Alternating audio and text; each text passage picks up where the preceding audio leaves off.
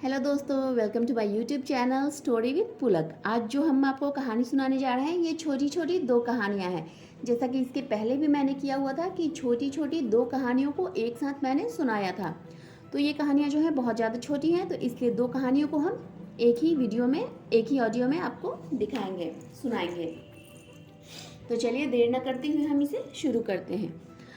जो पहली कहानी है उसका शीर्षक है दया का पराक्रमी फल। तो चलिए। एक बार देव और दानवों में भयंकर संग्राम हुआ था।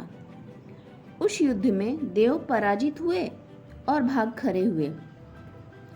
तब देवों के राजा उस समय दानवों को पूरी टक्कर दे रहे थे। उनके सारथी ने जब देवों की सेना को भागते देखा तो वो देवराज के रथ को भगाता आकाश में ले उड़ा। दानवों ने उस रथ का तेजी से पीछा किया। तब राजा की दृष्टि ऊंचे ऊंचे पेड़ों पर स्थित चील के घोंसलों पर पड़ी। यदि उनका रथ उसी दिशा में उसी गति से जाता तो चील के अंडे और बच्चे नष्ट हो जाते। अतः उन्होंने सारथी को कहा कि वो रथ को दानवों की ओर पीछे लौटा लें। रथ को पीछे लौटते और शक्र को हाथों में खड़ग लिए देख दानवों ने समझा कि शक्र ने ऐसा किसी युद्ध नीति के अनुरूप किया है। अतः वे सारे दानव जो उनका पीछा कर रहे थे वो डरकर भाग खड़े हुए। दानवों के भागने के बाद देव सेना पुनः एकत्रित हुई और दानवों पर आक्रमण कर उन्हें परास्त कर दिया। इस प्रकार हार होने के बाद भी देव अपनी दया, करुणा और प्राणी हिंसा न करने के कारण दानवों पर विजयी रहे।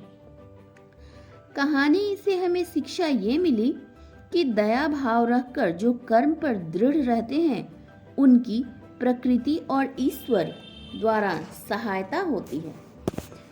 तो ये कहानी तो खत्म हो गई और जैसा मैंने कहा था तो अब मैं दूसरी कहानी शुरू करती हूँ। दूसरी कहानी का शीर्षक है सुरा कुंभ। एक बार शक्र जब पृथ्वी लोक का अवलोकन कर रहे थे तो उन्होंने सबमित्रा नाम के एक राजा को देखा जो हर प्रकार की योग्यताएं रखता था, किंतु वो कुसंगत में शराबी बन गया था।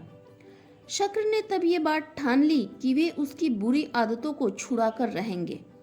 अतः धरती पर वे एक अति सुंदर सुरा कुंभ के साथ पहुंचे और सबमित्रा के पास पहुंचकर कहा कि उनके पास उस कुंभ में ऐसी मदिरा है जिसकी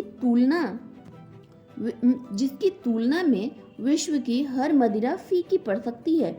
राजा ने जब उस मदिरा की विशिष्टता पूछी तो उन्होंने कहा कि उसकी मदिरा बहुत उत्तम थी, क्योंकि उसे पीने वाला देश, काल और पात्र को भूल वो हर कुकृत्य कर सकता है जो नीति, समाज, शरीर, मानस सभी के लिए घातक था। राजा ने जब शराब बेचने वाले के मुख से शराब के अवगुण सुने तो उसकी आंखें खुल गई और उसने उस दिन के बाद कभी फिर शराब को हाथ नहीं लगाया।